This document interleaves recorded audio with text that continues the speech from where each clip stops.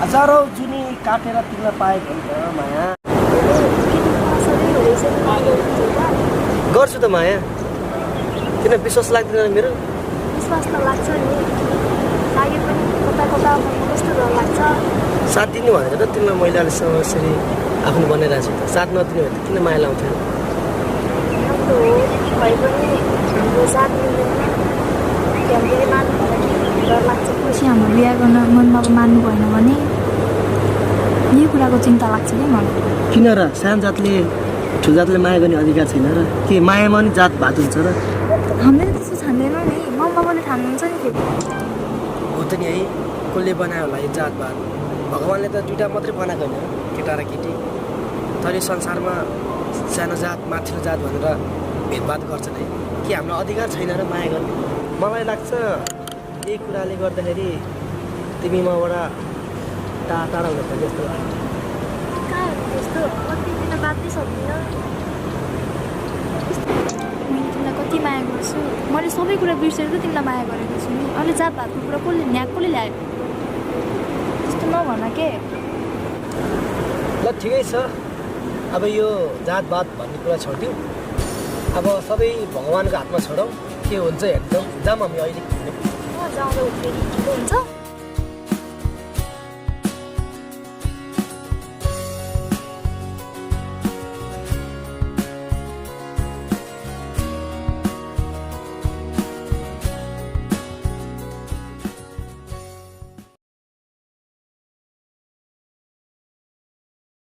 विवेक, कति बेरसम्म बस्छ नि हामी यसरी? अब त घर जानु पर्ला जस्तो छ नि, धेरै टाइम भइसक्यो। बस न बस, किन जानु पर्ला? जति बसे त्यति बस्नु मन लागेर यो समय कहाँ आउँछ त नि फेरि? बस्न त बस्न त मन लाग्छ नि, समाजको डर लाग्छ फेरि कसैले देखिहाल्यो भने। के समाज भन्छु? के मेरो मायामा विश्वास लाग्दैन तिमीलाई? खालि समाजदेखि डराउने, घर परिवारदेखि डराउने। भइगयो नि त, छोडिदेऊ। त्यही विश्वासले त अहिलेसम्म अडिरहेको छु म तिमीसँग। तिमी त्यस्तो नेगेटिभमा नलिउ कि हाम्रो मायालाई। समाजको डर नमान कि।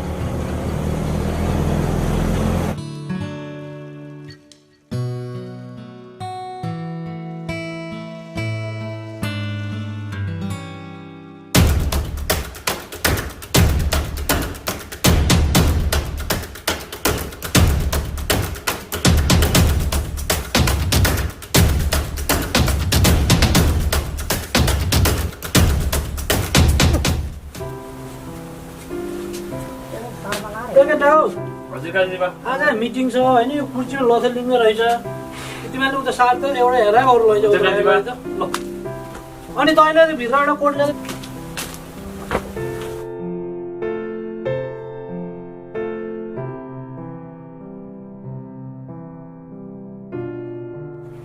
काजीबा, मैले हजुरलाई एउटा कुरा भन्दै थियो। के हो भन्न? मैले हजुरको छोडेर त्यो तल्लो जातको केटा सँगै हिँडेको देख्थेँ काजीबा। के भन्छ यसले? हो काजीबा, मैले यही दुइटै आँखाले देखेको काजीबा।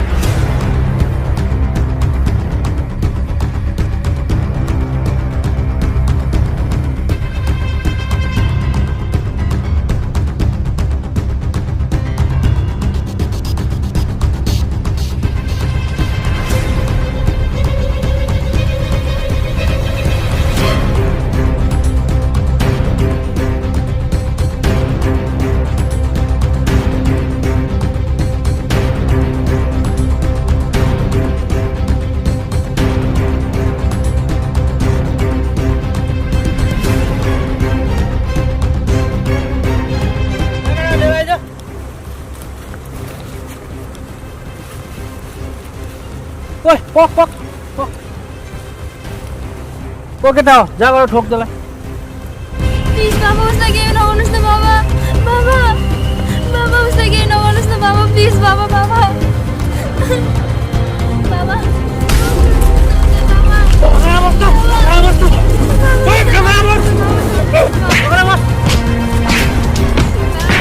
Vamos,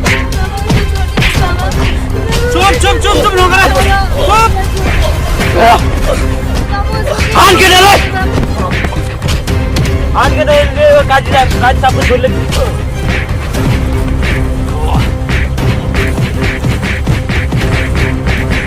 ओ केटा बक उठालाई बाबा हामीलाई छोड्दिनुहोस् न। त आफ्नो गर्नुहोस् मेरो छोरी चाहिने तँलाई बाबा हामीलाई तैँले आफ्नो औकात सम्झेछस् के हो तेरो जात मेरो जात के हो तँलाई मेरो छोरी चाहिने औकात नभस् तेरो औकात के हो तेरो जात के हो मेरो जात के हो भाइ त यस्तो गल्ती नगर यो गल्ती दोहोऱ्याइस् भने त अब यो दुनियाँबाट रहने छैनस् जाम केटा हो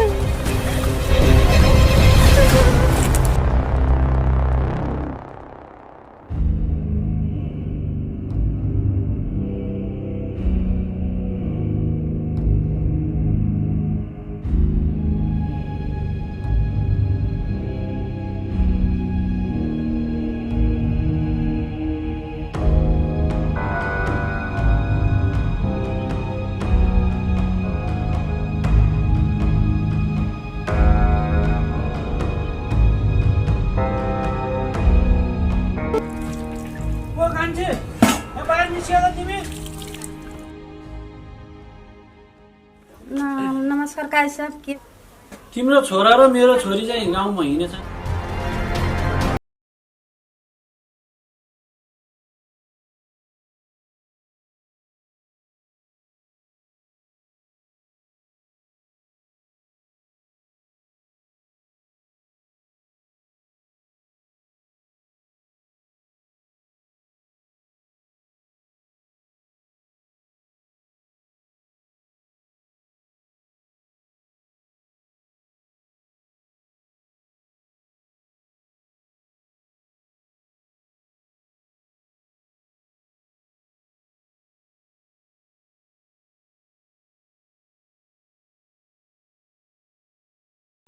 आफूभन्दा तल्लो जात केटासँगै हामीले त तिमीलाई स्कुलमा पढ्न पठाएको हो त्यसरी अरूसँग हिँड्नलाई होइन तिमी त काजी बाको छोरी हौ नि त्यसरी गाउँभरि हल्ला चलेर बाउको नाक काट्नलाई हो तिमीलाई हामीले पढाएको लेखाएको हुर्काएर यत्रो ठुलो बनाएको तिमीलाई अबदेखि यस्तो कुराहरू सुन्न नपरोस् है बाबु जाऊ छोरी जाऊ भित्र जाऊ ल बुढा मैले छोरीलाई सम्झाएको छु तपाईँले केही पिर नगर्नुहोस् अब फेरि यो कुरा दोहोरिन्न होला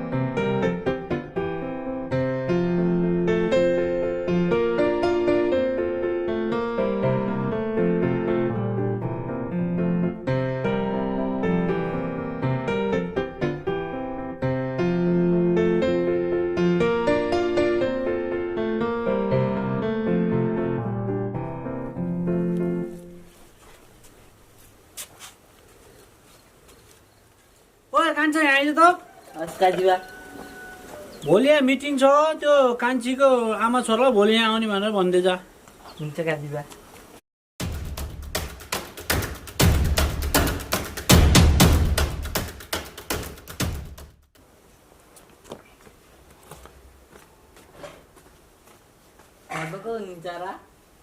हजुर को हुनुहुन्छ होला भोलि हजुरहरूलाई काजीबाले आमा छोरालाई बोलाउनु भएको छ मिटिङमा हस् हुन्छ हामी भोलि मिटिङमा आउँछ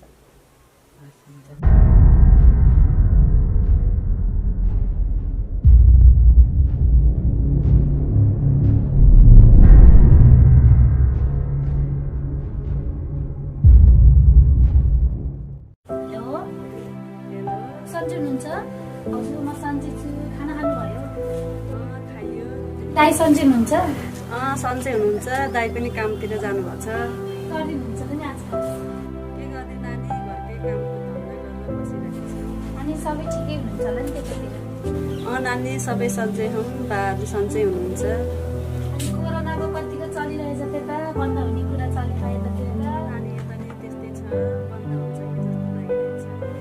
सबैले सोधेछ है हुन्छ त नि, सबैलाई सोध्नु भयो भनिदिनु ल ल हुन्छ त नि। ल ल जाँदै गरौँ, म एकछिनमा आइहाल्छु। ल ल हुन्छ दिदी, आउँदै गर्नु।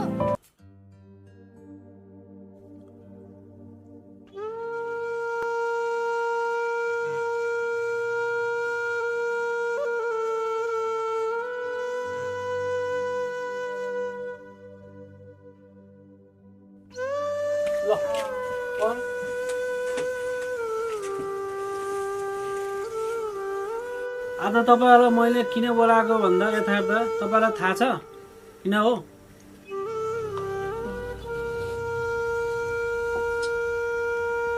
के कुरा हो र काजी साहब भन्नुहोस्। मैले तिमीहरूलाई बोलाएको कारण के छोराछोरीको बारेमा हो। मैले पहिले पनि चाहिँ जानकारी दिइसकेको थिएँ, त्यो कार्य दोहोरियो। अब हाम्रो चाहिँ जात मिल्दैन, त्यसै भएर समाजमा चाहिँ अहिले पच्दैन। त्यही भएर छोराछोरी मैले चाहिँ छुटाउन खोजेको कुरो यही नै हो, यथार्थ हो।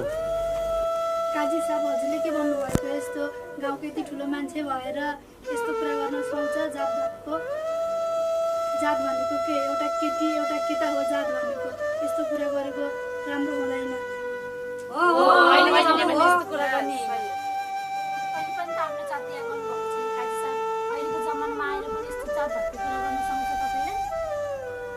यो गाउँको तपाईँ यति ठुलो मान्छे आज आएर तपाईँले यस्तो कुरा गर्ने, हामीले तपाईँलाई कति मानेका छौँ, तपाईँले कति ठुलो पदमा राखेका छौँ, तपाईँले यस्तो जात भातको कुरा गर्न सक्दैन।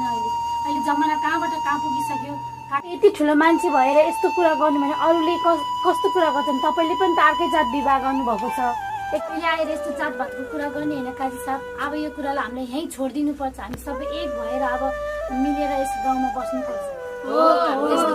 सक्दैन काजी साहब, अबको जमाना अर्कै भइसक्यो। अब यो कुरालाई यहीँ समाप्त गरिदिनुहोस्। यस्तो जात भात भनेर हामी बस्ने होइन। अब हामी यस एकै गाउँमा बस्छौँ, हामी सबै एकै हौँ, एक भएर बस्नुपर्छ यस गाउँमा।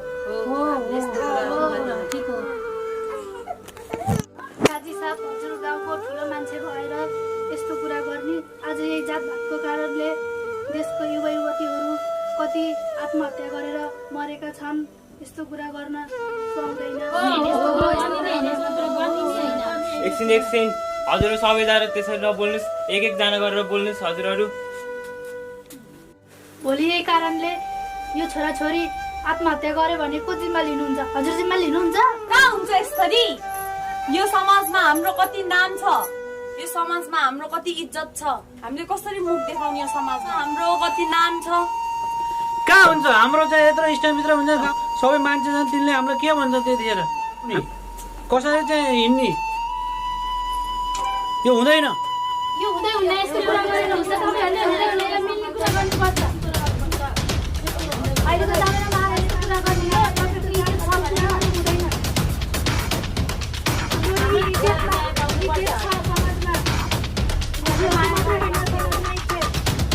माया गर्नु पाप होइन। धर्म सर्म हेर्दैन, मायाले जात भात हेर्दैन।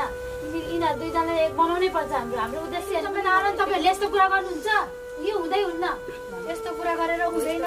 अहिलेको जमानामा आएर जात भातको कुरा गर्न राम्रो हुँदैन। माया गर्नु कुनै पाप होइन। मायाले जात भात हेर्दैन। तपाईँहरूले यो बुझ्नुहोस्, तपाईँहरूले बुझ्नुहोस्। अहिलेको जमानामा यस्तो हुँदैन।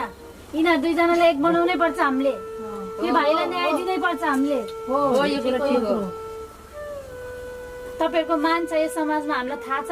तर तपाईँहरूले यी दुईटालाई एक बनाउनै पर्छ। तपाईँहरूले यस्तो कुरा नगर्नुहोस्। अब मिल्ने कुरा गर्नुहोस्। यदि तपाईँहरू मिल्न चाहनुहुन्न भने हामी फेरि कहाँ जानुपर्छ हामीलाई पनि थाहा छ। सबैजना मिलेर हामीले यही हाम्रो गाउँको कुरा हामीले आफ्नै गाउँमा नै मिलाउनु पर्छ भन्ने हाम्रो उद्देश्य हो। त्यही कारणले हामी यस ठाउँमा आएका छौँ, तपाईँहरूले बोलाएर र हामीले यी छोराछोरीको कुरा सुनेर यिनीहरूको कुरा बुझेर आज हामीले यो कुरालाई अगाडि बढाएर यहीँ समाप्त गर्नुपर्छ।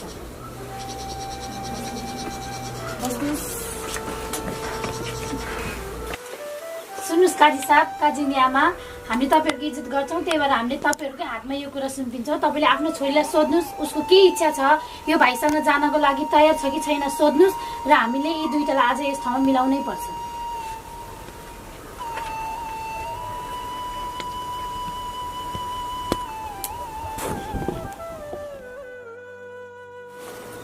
हो अब समाजमा चाहिँ यस्ता घटनाले गर्दा चाहिँ कि धेरै केटाकेटीहरू चाहिँ आत्महत्या गरेका छन् र त्यस कारण म मेरो छोरीलाई पनि म सोध्छु अब हामीले ठिक छ गाउँमा मिलेरै बस्नुपर्छ त्यस कारण एकचोटि अब छोरीको आमालाई सोध्न लगाउँछु र उनले सोध्छिन् अब छोरीको राय के छ त्यसपछि फेरि मैले पनि सोध्छु एकचोटि हो छोरी तिमी जान चाहन्छौ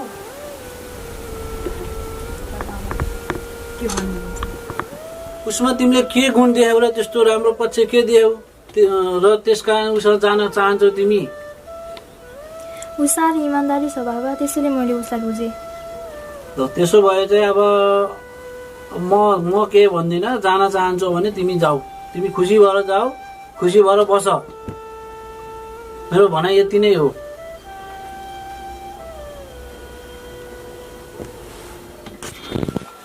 र अब हामीले चाहिँ छोरीलाई सल्लाह गरियो छोरीसँग सोधियो र तपाईँहरू आफ्नो छोरालाई आफ्नो भाइलाई सोध्नुहोस् उसको के सोच छ ल भन बाबु अब के छ तिम्रो विचार तिमी तयार छौ लैजानको लागि तयार छु ल दिदी तपाईँ पनि भन्नुहोस् तयार हुनुहुन्छ बहिनीलाई लानको लागि तयार छु हुन्छ त त्यसो हामी सबै ताली बजाइदिउँ उहाँहरूले दुईजनाले ल छोरी तिम्रो खुसीमा हामी पनि खुसी छौँ मेरो छोरीलाई सधैँ खुसी राख कहिले पनि दुःख नदिनुहोस् हुन्छ